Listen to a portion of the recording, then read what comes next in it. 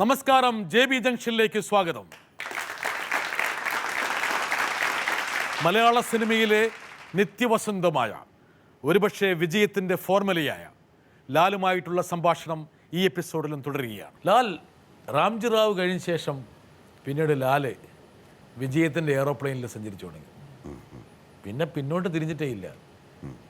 പുല്ലേപ്പടിയിൽ നിന്ന് take off ചെയ്തു. പുല്ലപ്പടിയിൽ നിന്ന് ടേക്ക് ഓഫ് ചെയ്ത് ഉയരങ്ങളിലേക്ക് പോയിട്ടുണ്ടെങ്കിലും വട്ടം ചുറ്റി പറക്കുന്ന ആ ഏരിയ തന്നെ. പഴയ പുല്ലേപ്പടിക്കാരൻ തന്നെയാണ് അല്ലേ?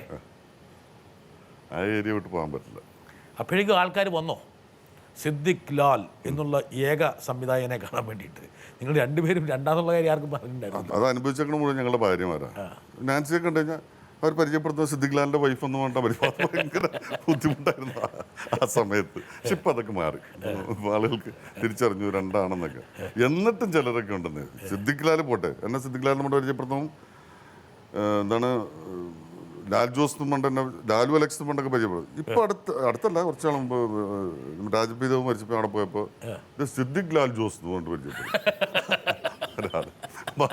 അതുവരെയൊക്കെ അല്ല, ഞങ്ങളുടെ ഈ പത്രക്കാരുടെ സമൂഹത്തിൽ ലാലിനെ കുറിച്ച് ചർച്ച ചെയ്യുമ്പോൾ ലാൽ എന്ന് പറയുമ്പോൾ ലാൽ സിദ്ദിഖ് ലാലിലെ ലാലേ ഏത് സിദ്ദിഖ് ലാലിലെ ലാല് എന്ന് പറയുമ്പോഴാണ് ഞാൻ പെട്ടുപോയൊരു സംഭവം. ഭദ്രൻ എന്ന് പറയുന്ന സംവിധായകൻ ഉടയോൻ. അപ്പം അതിനകത്ത് മോഹൻലാൽ ഡബിളാ. ഒരു വയസ്സായ മോഹൻലാൽ, പിന്നെ മകൻ മോഹൻലാൽ, പിന്നൊരു കഥാപാത്രത്തിന് ഞാനായിരുന്നു. എൻ്റെ അടുത്ത് കഥ പറയാൻ വേണ്ടി വിളിച്ചു. എൻ്റെ കഥ പറഞ്ഞു. ഇദ്ദേഹം കഥ പറഞ്ഞു തുടങ്ങി. അപ്പോൾ ലാലേ, നമ്മുടെ ലാലിങ്ങനെ വരികയാണ്. അപ്പം ലാലെന്ന് വെച്ചാൽ മോഹൻലാൽ. ഓക്കെ വരുമ്പോൾ ഈ ജീപ്പ് വന്നങ്ങനെ നിൽക്കും. അതിൽ നിന്ന് ലാലിങ്ങോട്ട് ഇറങ്ങും. അപ്പം ഏത് ലാൽ? അത് മറ്റേ അപ്പൻ ലാൽ. ഓക്കെ. അപ്പോൾ ഈ ലാല് നടന്നിട്ട് ലാല് പറയും, ഇങ്ങനെ പറയുമ്പോഴാണ് ലാൽ അവിടെ നിന്ന് വന്നിട്ട് ഇങ്ങനെ ലാല്. അപ്പം ഞാൻ ഒരു 5-6 പ്രാവശ്യം ചോദിച്ചു അദ്ദേഹത്തിൻ്റെ അടുത്ത്, ഏത് ലാല്? പക്ഷെ ഇത് ചോദിക്കുന്നതിന് ലിമിറ്റില്ലേ. അത് എല്ലാ ഡയലോഗിനും ഇങ്ങനെ ചോദിച്ചുകൊണ്ടിരിക്കുകയാണ്. കുറെ കഴിയുമ്പോൾ ഞാൻ നിർത്തി. പിന്നെ ഒരു പുകയാ, പുള്ളി ഇങ്ങനെ പറഞ്ഞുകൊണ്ടിരിക്കുന്നുണ്ട്. ലാലെന്ന് കേൾക്കുന്നുണ്ട്. ഞാൻ ഒന്നും കേട്ടിട്ടില്ല പടം കഥ പറഞ്ഞു തീരുന്നവരെ. കഴിഞ്ഞിട്ട് എങ്ങനെയാണെന്ന് ചോദിച്ചാൽ എന്ത് പറയാൻ എനിക്കൊന്നും മനസ്സിലായില്ല. ലാലിൻ്റെ കുഴപ്പങ്ങളാണ്. ഹരികർണർ അടുത്ത ഒരുപക്ഷെ സൂപ്പർ ഹിറ്റ് മൂവികളുടെ സൃഷ്ടാക്കളായിട്ട് സിദ്ദിഖ് ലാൽ ഉരുത്തിരിഞ്ഞു. ഇതിലെ ഏത് വ്യക്തിയായിരുന്നു യഥാർത്ഥത്തിൽ ലാൽ? ഞാനോ? നമുക്ക് ജഗദീഷിനെ തന്നെ ആക്കാം. ജഗദീഷാക്കാം. അല്ല, ഞാൻ വെറുതെ പറഞ്ഞാൽ മാത്രമല്ല, ഞാൻ മനഃപൂർവ്വം പോലും അങ്ങനെ ചില വിഡ്ഢി കളിക്കുന്ന പരിപാടികളുണ്ടായിരുന്നു എനിക്കും മുൻപ്. അത്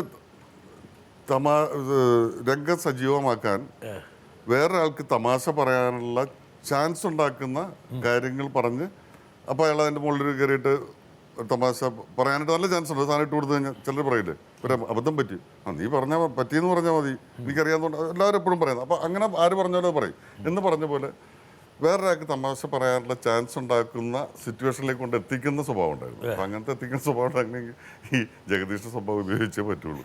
അങ്ങനെ ഞാൻ ആ സ്വഭാവം ഉപയോഗിച്ചിട്ടുണ്ട് ജീവിതത്തിൽ. ഇതൊക്കെ നിങ്ങളുടെ ആ സൗഹൃദ വലയത്തിലെ ആൾക്കാർക്ക് സംഭവിച്ചിട്ടുള്ള കാര്യങ്ങളായിരിക്കുമല്ലോ? സംഭവിച്ചിട്ടുള്ള കാര്യങ്ങളെന്ന് പറയാൻ പറ്റില്ല. പക്ഷേ ഈ സ്വഭാവ വിശേഷങ്ങൾ എല്ലാവർക്കും ഒരുപാട് പേർക്ക് പലതും മിക്സാണ്. ഒരാളല്ല പലതും. ജഗദീഷ് എന്ന് പറഞ്ഞാൽ ഒരു 3 പേരായിരിക്കും. അതെ, സ്വാഭാവികമായി പറയുന്ന സംഭവം. ഇതൊക്കെ നമ്മൾ കണ്ടിട്ടുള്ള സംഭവങ്ങളെ മുഴുവൻ സാംശീകരിച്ച് വെച്ചിട്ട് ഒരാളിലേക്ക് ചാർത്തി കൊടുത്തുകൊണ്ടു അല്ലേ? അപ്പം ലാലിന് സംഭവിച്ചിട്ടുള്ള ഒരുപാട് അബദ്ധങ്ങളില്ലാതെ വന്നിട്ടുണ്ടല്ലേ? ഉണ്ടാവും, തീർച്ചയായിട്ടും ഉണ്ടാവും, ഉറപ്പായിട്ടും ഉണ്ടാവും. ഞാൻ ഓർമ്മശക്തിയിൽ വളരെ പുറകിലാണ്. ഞാനിത് മുൻകൂർ ജാമ്യം എടുക്കുന്നതല്ല. എന്നെ പോലെ ഇങ്ങനെ മറവിയുള്ള ആൾ ലോകത്തുണ്ടാവില്ല. എൻ്റെ അടുത്ത് മിക്കവാറും അതിനാണ് പറയുന്നത് ഇത്രയും ബുദ്ധിമാനായ വേറൊരാളില്ല. ആണോ? അതെ, ഇല്ലല്ല, അതായത് പറഞ്ഞ മനഃപൂർവ്വമുള്ള ഇത് പറഞ്ഞതല്ല. ഞാൻ ഭയങ്കര മറവിക്കാരനാണ്, ഭീകരനായിട്ട് മറവിക്കാരനാണ്. അപ്പോൾ അതുകൊണ്ട് പലരും വന്നിട്ട് എൻ്റെ അടുത്ത് കൊണ്ട് അന്ന് ലാല് പറഞ്ഞൊരു തമാശ ഓർക്കുന്നുണ്ടോ എന്നൊക്കെ പറയും. ഞാനതൊക്കെ ആദ്യമായിട്ട് കേൾക്കുന്ന പോലെ എനിക്ക് ചിരി വരാറുണ്ട്. കേൾക്കുന്ന പോലെ തന്നെയാണ്. അപ്പോൾ അങ്ങനെ ഒരുപാട് പുറകോട്ട് പോകണ്ടെന്ന് പറഞ്ഞ് വരികയായിരുന്നു. സിനിമകൾ ഒന്നൊന്നായി നിങ്ങളുടെ സക്സസ് ആയി. ഇത് കഴിഞ്ഞു കാബൂളിവാല, പിന്നെ ഗോഡ്ഫാദർ, ഒരുപക്ഷെ വിയറ്റ്നാം കോളനി. മലയാള സിനിമയുടെ ജാതകം സിദ്ദിഖും ലാലും കൂടി അങ്ങോട്ട് തിരുത്തി കുറിച്ചു. അതുവരെ മലയാള പ്രേക്ഷകർ അനുഭവിക്കാത്ത വേറൊരു ഭാവ അനുഭൂതിയിലേക്ക് അവരെ നയിച്ചു. പ്രേക്ഷകർക്കും റോളുള്ള ചിത്രങ്ങൾ ഇത് കണ്ടു കഴിഞ്ഞാൽ പ്രേക്ഷകർ വിചാരിക്കുന്നത്, ഞാൻ മനസ്സിലാക്കുന്നത്, ഞാൻ ഇതിനകത്തൊരു പാർട്ടാണ്, ഞാൻ ഇതിനകത്തൊരു പാട്ടാണ്, അല്ലെങ്കിൽ പാർട്ടായിരുന്നെങ്കിൽ പാട്ടായിരുന്നേനി, അല്ലെങ്കിൽ നമ്മുടെ നാട്ടിൻ പുറത്തുള്ള ഒരാൾ പാട്ടായി കഴിഞ്ഞു. നിങ്ങളുടെ ജീവിതത്തിൽ ഇതിൻ്റെ ഭാഗമായി. സക്സസ് വന്നപ്പോൾ എന്താ ലാലിന് തോന്നിയത്? പൈസ ഒരുപാട് വന്നല്ലേ? പൈസ വന്നിട്ടുണ്ട്. സിനിമയിൽ നിന്ന് മാത്രമാണ് ഞാൻ എന്തെങ്കിലും ഉണ്ടാക്കിയിട്ടുള്ളത്, അതിനകത്ത് സംശയമുള്ള കാര്യം. എന്തെങ്കിലും എന്താ ഉദ്ദേശിക്കുന്നത്? അല്ല, എന്തെങ്കിലും ഉണ്ടാക്കിയിട്ടുണ്ടെങ്കിൽ അതല്ലാതെ ഉണ്ടാക്കിയിട്ടുള്ളതെല്ലാം അത് തന്നെ, അത് എന്തെങ്കിലും ഉണ്ടാക്കിയിട്ടുണ്ടെങ്കിൽ ഉണ്ടാക്കിയിട്ടുള്ളതെല്ലാം 100% പറയാൻ പറ്റില്ല. കാരണം ഞാൻ ആദ്യം എൻ്റെ ബൈക്ക് വാങ്ങിച്ചത് ഞാൻ മിമിക്രി കളിച്ചിട്ടാണ് ഉണ്ടാക്കിയിട്ടുള്ളത്, അപ്പോൾ അത് സിനിമയെന്നല്ല. അപ്പം അങ്ങനെ ഇന്നത്തെ ഒരു വലിപ്പമായി തട്ടിക്കുമ്പോൾ അതിനൊന്നും കണക്കെടുക്കേണ്ട കാര്യമില്ലല്ലോ. ഇന്നത്തെ ഒരു വലിപ്പമായി തട്ടിക്കഴിക്കുമ്പോൾ അതൊന്നും ഒരു വിഷയമായിട്ട് വരുന്നില്ല. വിഷയമാണ് അതിൻ്റെ വലിപ്പം, ഭയങ്കര രസകരമായിട്ടുള്ള വലിപ്പ വ്യത്യാസങ്ങളൊക്കെ ഉണ്ട് അതിനകത്ത്. ഇപ്പോൾ റാംജി റാവുവിന് എനിക്കും സിദ്ദിഖിനും കൂടി റെമ്യൂണറേഷൻ എത്രയായിരിക്കും ഒന്ന് ഊഹിക്കാവോ? 18,000 രൂപ. ഹായ്,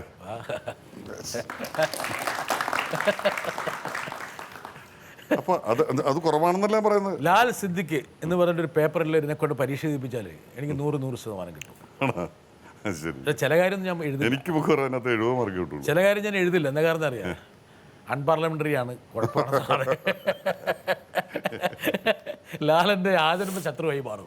അതുകൊണ്ട് ഞാൻ അതൊക്കെ ഒഴിവാക്കും. ഞാനൊന്നും പറഞ്ഞില്ല കേട്ടോ ലാലെ.